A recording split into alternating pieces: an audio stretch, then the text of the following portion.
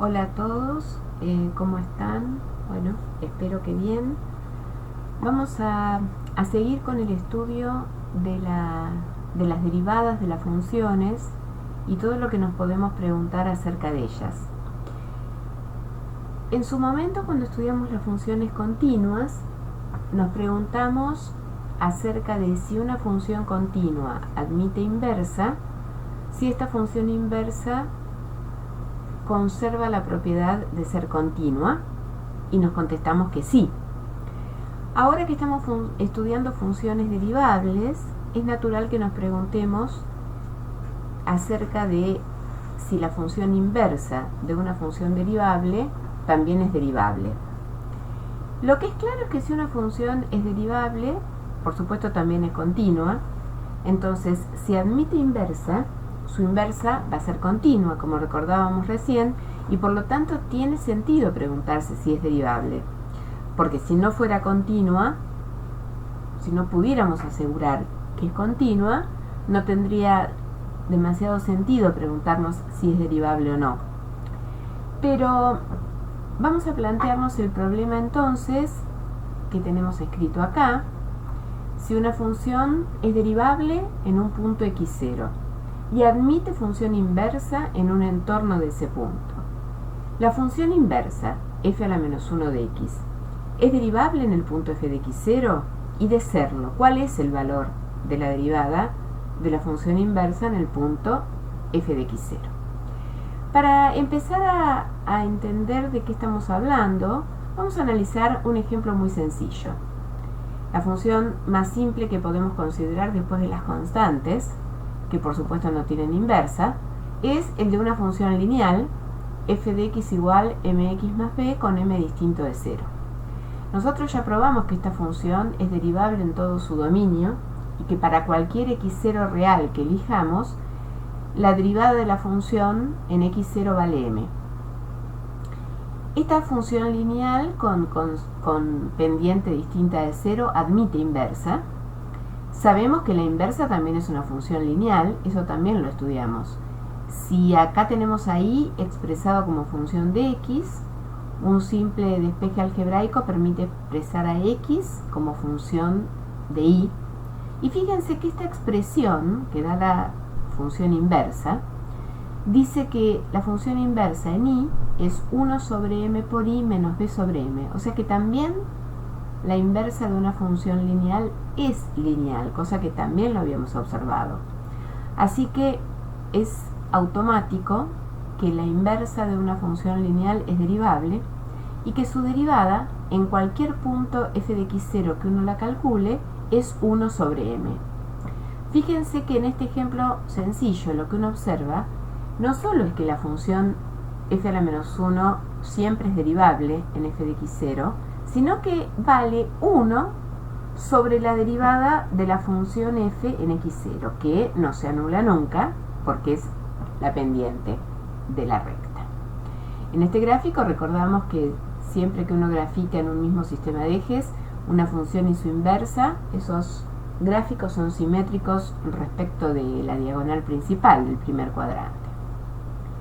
Si consideramos una función un poco más elaborada, tomamos f de x igual x al cuadrado, ya vimos también que es una función derivable en todo su dominio y que la función derivada le asocia a cada x 2x. X al cuadrado no es una función inyectiva, no va a tener inversa, pero sí va a admitir inversas locales. En el intervalo 0 más infinito, f de x admite función inversa y es la función raíz de y.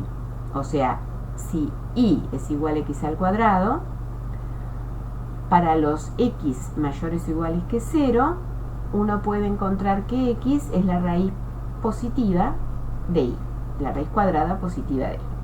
Fíjense que para cualquier punto y0 que esté en la imagen de la función, f de x0 con x0 positivo también, la pregunta es si existe la derivada de f a la menos 1 en este punto x0. Acá también el gráfico de la función x al cuadrado para los mayores o iguales que 0 y de su inversa raíz positiva de x. Cuando uno se hace esta pregunta, f a la menos 1' de i0 para ver si existe o no, el i0 es mayor o igual que 0. Para plantearnos si esta derivada existe o no, por supuesto lo que planteamos es el límite del cociente incremental. Límite cuando h tiende a 0, ahora vamos a ver por qué escribí acá tendiendo a 0 por derecha, de la raíz de i0 más h menos la raíz de i0 sobre h. Acá yo puse h tendiendo a 0 y aclaré por derecha, porque como estamos diciendo que vamos a mirar si la derivada existe en un i mayor o igual que 0, en un i0 mayor o igual que 0, si i0 fuera 0, acá tendríamos que calcular la raíz cuadrada de h, para lo cual h debería ser positivo. Si el i0 es mayor estricto que 0, esto no hace falta y uno directamente calcularía el límite cuando h tiende a 0. En este cociente incremental, por supuesto que es una indeterminación cuando h tiende a 0, de la forma algo que se va a 0 sobre algo que se va a 0. Hay que trabajar algebraicamente para salvar esa indeterminación. Si uno multiplica numerador y denominador por la raíz de i0 más h más la raíz de i0 y trabaja algebraicamente el numerador, fíjense que lo que queda es primero por primero, i0 más h, el primero por el segundo y el segundo por el primero se cancelan, y después queda menos raíz de i0 por raíz de i0, o sea i0. Los i0 se cancelan, lo que le queda en el numerador es h, que uno puede simplificar con el h del denominador. H tiende a 0 pero no es 0, así que esta simplificación es válida. Y queda para estudiar el límite cuando h tiende a 0 de 1 sobre la raíz de i0 más h más i0. Y esto vale 1 sobre 2 veces la raíz de i0, por supuesto si i0 no es 0, porque si no esto no está definido. Fíjense que llegamos a la conclusión de que cuando i0, que acuérdense era el valor de la f de la función en x0, o sea x0 al cuadrado, y por lo tanto el x0 es la raíz de i0, la derivada de la función inversa en f de x0 o i0 es lo mismo, ¿no? Existe y vale 1 sobre, en lugar de poner 2 raíz de i0, podemos poner f' de x0, porque recordemos, la derivada de f era 2x. Entonces, si lo que está apareciendo en este denominador es 2 veces raíz de i0, que es 2 veces x0, eso no es otra cosa que la derivada de f en x0, por supuesto, si esto no se anula. Por supuesto, si x0 no es 0, lo que es equivalente a que i0 no sea 0. O sea que la derivada de la función raíz de x existe siempre y cuando i0 no sea 0, que es equivalente a que x0 no sea 0. Siempre que la derivada de f en x0 no se anule, la inversa de f, cuando la derivo, en f de x0, esa derivada existe. Cuando me fijo si es derivable, esa derivada existe, y es 1 sobre f' de x0, que era lo mismo que sin ningún tipo de problemas habíamos encontrado en el caso de las funciones lineales. La derivada de f a la menos 1 en f de x0 siempre existe y es 1 sobre f' de x0. En general, vamos a poder demostrar que esto es cierto, no es una particularidad de estos dos ejemplos. El teorema que vamos a enunciar y demostrar ahora dice: sea f de x una función continua que admite inversa definida en cierto intervalo. Supongamos que f de x0 es derivable en x0, por supuesto en el dominio de la función, y que f' de x0 es distinta de 0. Entonces, f a la menos 1 es derivable en el punto i0, imagen por f de x0, y la derivada de f a la menos 1 en i0 no es otra cosa que 1 sobre f' de x0. Recordemos, para empezar la demostración, partimos de un x0 en donde f es derivable, de manera tal que la derivada no se anula, y tomamos a i0 como la imagen de x0 por la función f, y esto por supuesto que es equivalente a que x0 sea la imagen de i0 por su función inversa. Para preguntarnos si la función inversa es derivable en i0, lo que tenemos que plantear es el límite del cociente incremental de f a la menos 1 en el punto i0. Escribimos entonces límite cuando h tiende a 0 de f a la menos 1 de i0 más h menos f a la menos 1 de i0 sobre h. Si reemplazamos i0 por f de x0, nos damos cuenta que lo que tenemos que estudiar es el límite cuando h tiende a 0 de f a la menos 1 evaluada en f de x0 más h menos f a la menos 1 de f de x0 todo sobre h. Ahora vamos a pensar, el h está tendiendo a 0, el h es chico, entonces este f de x0 más h es un punto que está en el dominio de la función inversa f a la menos 1, porque lo tomamos así. Un h lo suficientemente chico garantiza que como f de x0 está en el dominio de la inversa, f de x0 más h también. Pero si f de x0 más h está en el dominio de f a la menos 1, lo que eso implica es que existe un único, llamémoslo x sombrero perteneciente al dominio de f, de manera tal que f de x0 más h es f de x sombrero. Esto quiere decir que este punto está en el dominio de f a la menos 1, que es f de alguien. Ese alguien es único. Entonces, f a la menos 1 de f de x0 más h lo podemos escribir como f a la menos 1 de f de x sombrero, y es x sombrero, porque estamos componiendo una función con su inversa. Fíjense que entonces lo que teníamos que estudiar acá no es otra cosa que x sombrero menos x0 sobre h. Vamos a llamar k a a x sombrero menos x0. Y vamos a ver que cuando h tiende a 0, k está tendiendo a 0. Fíjense, el límite cuando h tiende a 0 de k es el límite cuando h tiende a 0 de x sombrero menos x0, pero es el límite, volviendo para atrás, cuando h tiende a 0 de f a la menos 1 de f de x0 más h menos f a la menos 1 de f de x0. Y esto es 0 porque f a la menos 1 es continua. Ya sabemos que si f es derivable, entonces es continua, y como admite inversa, su inversa es continua. Fíjense que acá estamos tomando el límite cuando h tiende a 0 del argumento, y este argumento es un punto que está tendiendo a f de x0, que es el punto en donde acá está evaluada f a la menos 1. Entonces, si h tiende a 0, esto por continuidad de f a la menos 1 tiende a 0. Entonces, lo que estábamos tratando de estudiar, que era este cociente incremental, que habíamos observado que se escribía como el numerador lo reemplazábamos por k, ahora el denominador, que es h, fíjense que lo podemos reemplazar, en lugar de h, podemos escribir que es f de x sombrero menos f de x0. O dicho de otra manera, es f de x0 más k menos f de x0. Y este límite, que era con h tendiendo a 0, ya acá estamos haciendo un cambio de variables y estamos pasando el límite con k.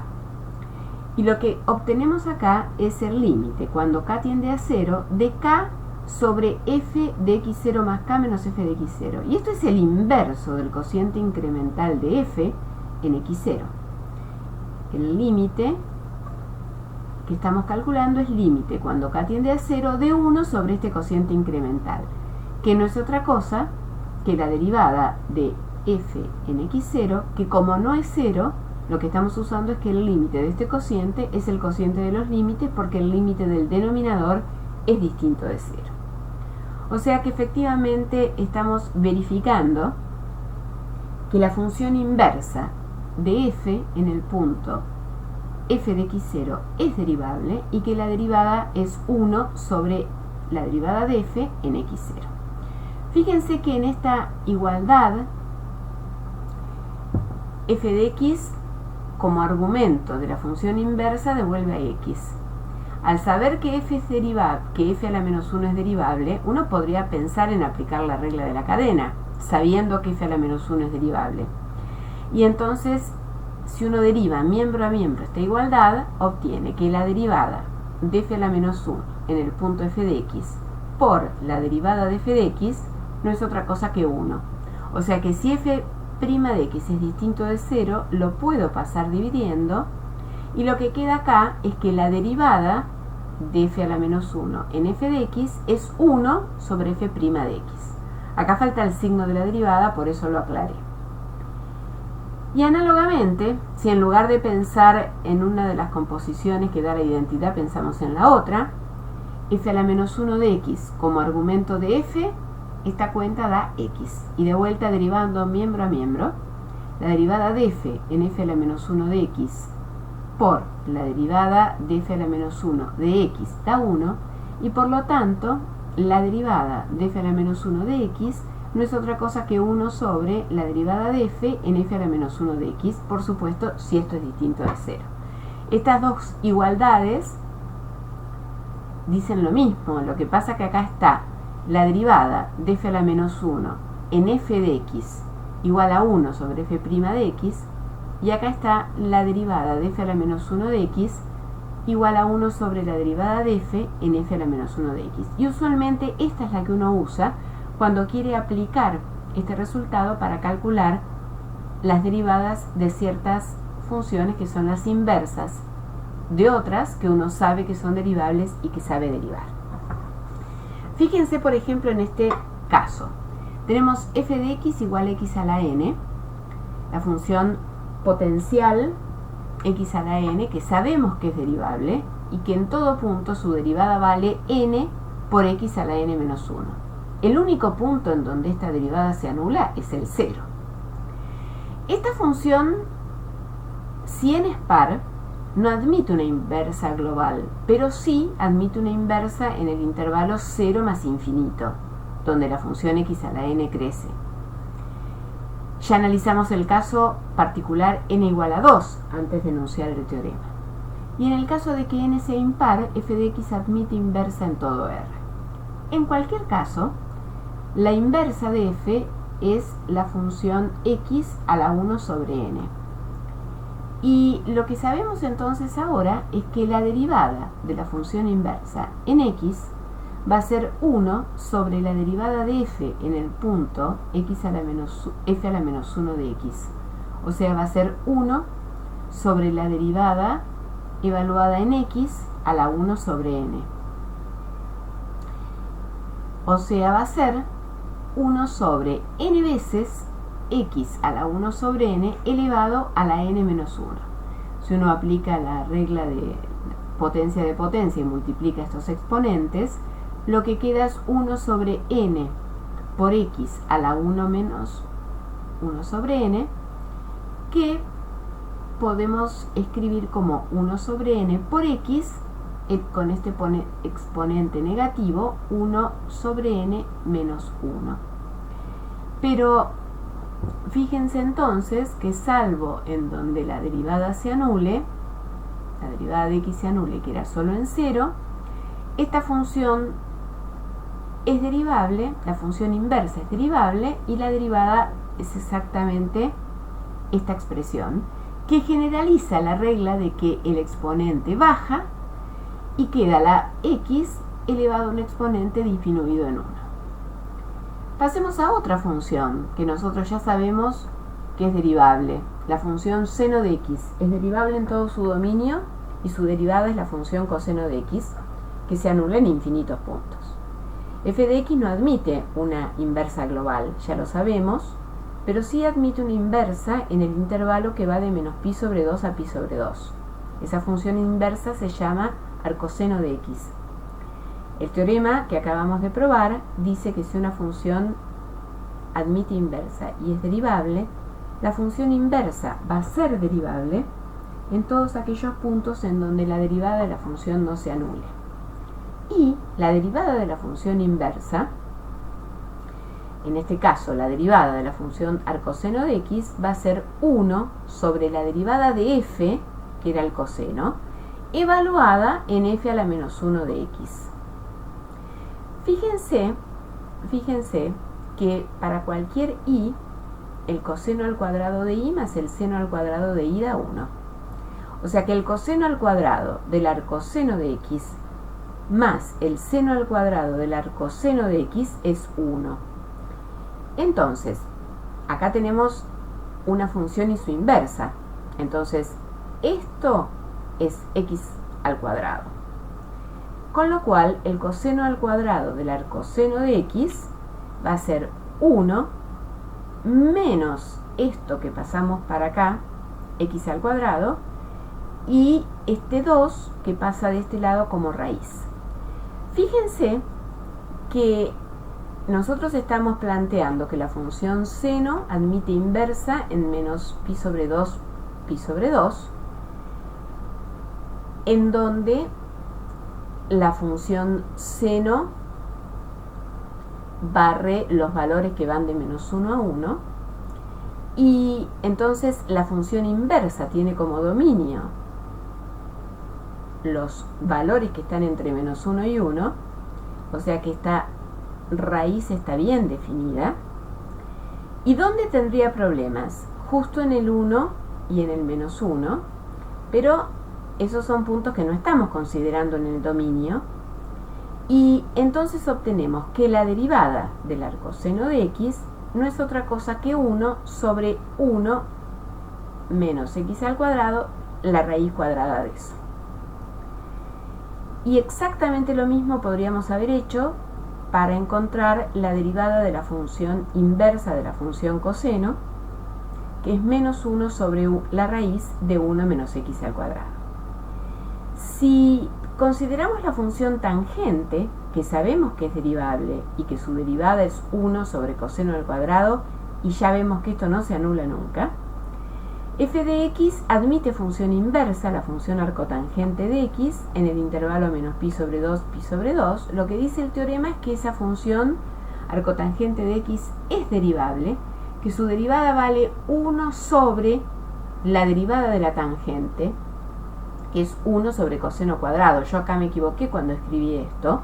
Esto en realidad, lo que está aclarado acá, es el denominador de una fracción cuyo numerador es 1, porque tiene que ser 1 sobre la derivada de la tangente, que es 1 sobre coseno cuadrado. O sea que en definitiva, la derivada del arcotangente de x es el coseno al cuadrado del arcotangente de x. Pero fíjense que razonando de manera análoga a lo que hacíamos hoy, el coseno al cuadrado más el seno al cuadrado de cualquier argumento es 1.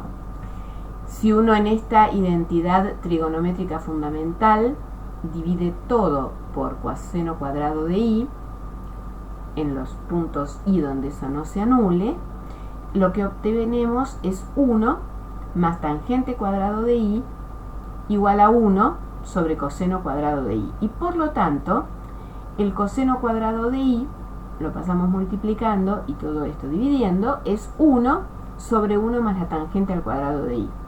De manera tal que si nosotros pensamos que i es el arcotangente de x, el coseno al cuadrado del arcotangente de x no es otra cosa que 1 sobre 1 más tangente cuadrado de arcotangente de x. O sea, que el coseno al cuadrado del arcotangente de x es 1 sobre 1 más, y acá de vuelta una función y su inversa compuesta está en la identidad, entonces nos queda 1 sobre 1 más x al cuadrado. Siguiendo con lo que habíamos visto en el primer ejemplo de cómo derivar 1 sobre x a la 1 sobre n, fíjense que acá podemos encontrar las derivadas de las funciones potenciales con exponente fraccionario, porque si tomamos f de x como x a la q, donde q es un racional escrito como m sobre n, q un racional que no sea nulo, o sea que m no sea 0 y por supuesto que n tampoco sea 0, en donde uno admita función, fíjense, f de x, escrito como x a la m sobre n, lo podemos pensar como x a la m y todo eso elevado a la 1 sobre n. Entonces podemos pensar en esta composición de funciones: g de x, x a la m, h de x, x a la 1 sobre n, y entonces la derivada de g la sabemos calcular. La derivada de h es lo que calculamos recién, va a existir cuando x no es 0, y fíjense entonces que la derivada de f, que es esta composición, no es otra cosa que la derivada de h en g de x por la derivada de g de x. Y fíjense que la derivada de h, que era 1 sobre n, evaluada en g de x, es x a la m elevada a la 1 sobre n menos 1 por la derivada de g evaluada en x, que es m por x a la m menos 1. Si uno hace esta cuenta en los exponentes, lo que obtiene es, y acá hay una simplificación que está mal hecha, ven que está el m sobre n simplificado, acá tiene que ir un m sobre n, y ya lo vamos a corregir para que quede señalado acá. Acá, a ver si lo puedo hacer, falta el cociente entre m y n. A ver si podemos correr esto. Bueno,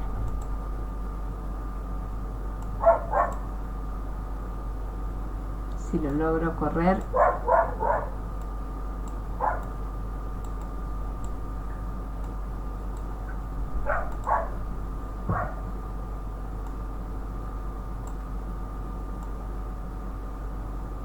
Ahí quedó bien. Bueno, entonces vale la regla, aún para derivar potencias con exponente fraccionario, de que baja el exponente, es el que estaba faltando acá, y queda la potencia al exponente que estaba menos 1. Muy bien. Después de haber entonces trabajado con la derivada de una función inversa que admite derivada, vamos a plantearnos el hecho de que nosotros, dada una función, sabemos calcular su derivada. Y eso vuelve a dar una función. Dada una función, si calculamos su derivada, obtenemos una nueva función, que denotamos siempre como f' de x, cuyo dominio está incluido. Puede ser igual que el dominio de f, pero en general está incluido.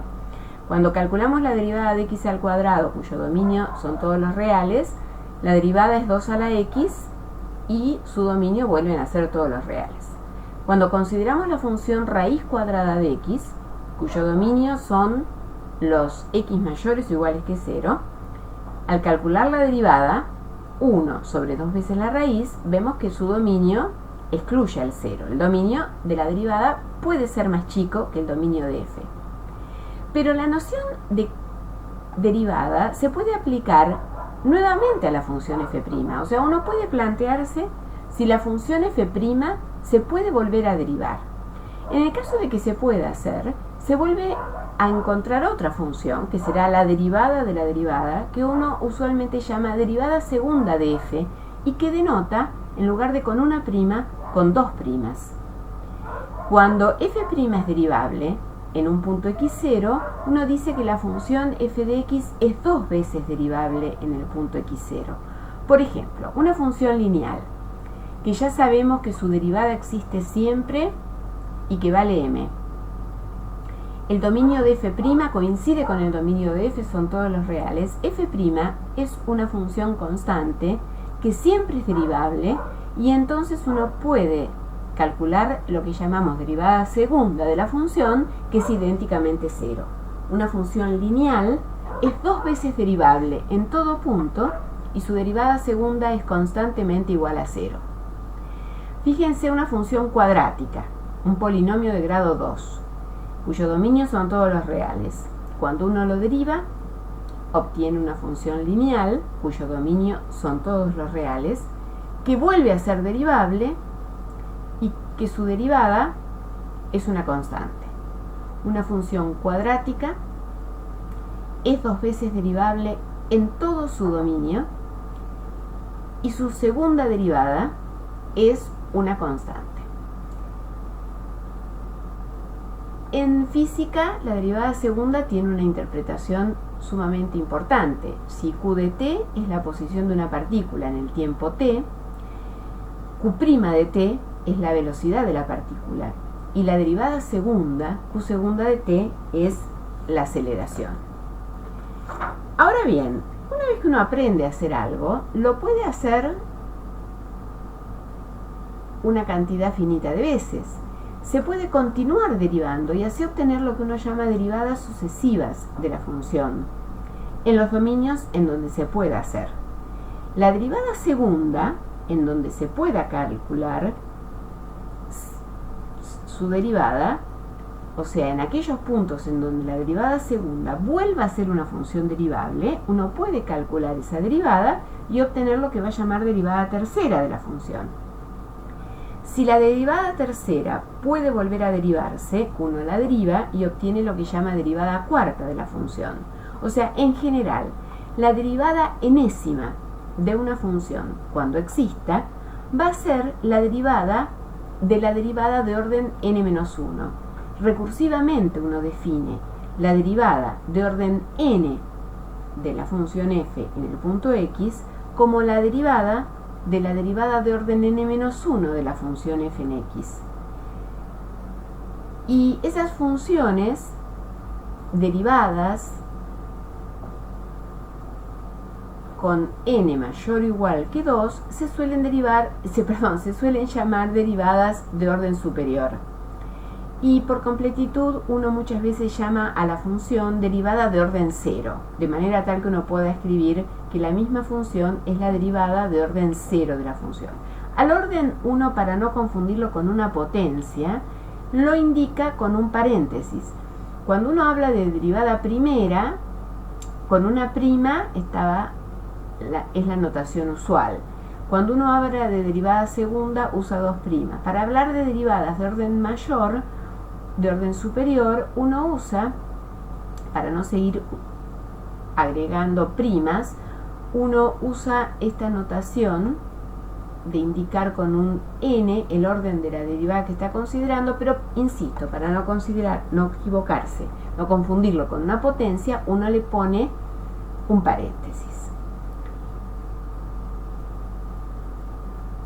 Hoy hicimos la derivada segunda de un polinomio de grado 2 que nos dio constante y no habíamos calculado derivadas de orden mayor. Pero si ahora queremos de esta función cuadrática calcular la derivada tercera, observamos que lo podemos hacer porque la derivada segunda nos dio constante, es derivable y su derivada es idénticamente 0. Y una vez que estamos acá, en esta derivada de orden 3, por supuesto que podemos seguir derivando infinitas veces y todas las derivadas de orden mayor nos van a dar 0.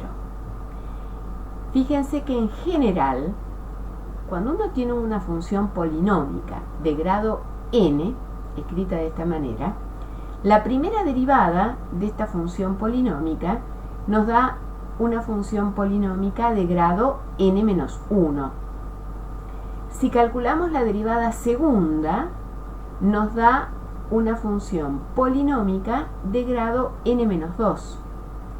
Y fíjense que uno puede demostrar, nosotros lo estamos observando, que la derivada de orden n de una función polinómica de grado n es una función constante, cuyo valor es el coeficiente principal de esta función polinómica por n factorial. Ven que se van cayendo las potencias y se van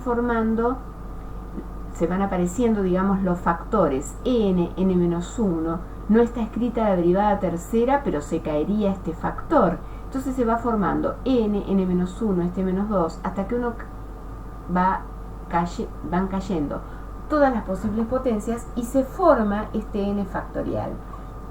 Permítanme volver para acá, para el ejemplo anterior, donde acá apareció factorial de 2 por el a sub 2, que así se llama el coeficiente cuadrático. O sea, las funciones polinómicas, cuando uno las deriva sucesivamente, llega a la derivada de orden n, la correspondiente al grado del polinomio. Esa es una constante. A partir de ahí, todas las derivadas de orden mayor existen, pero son todas ceros.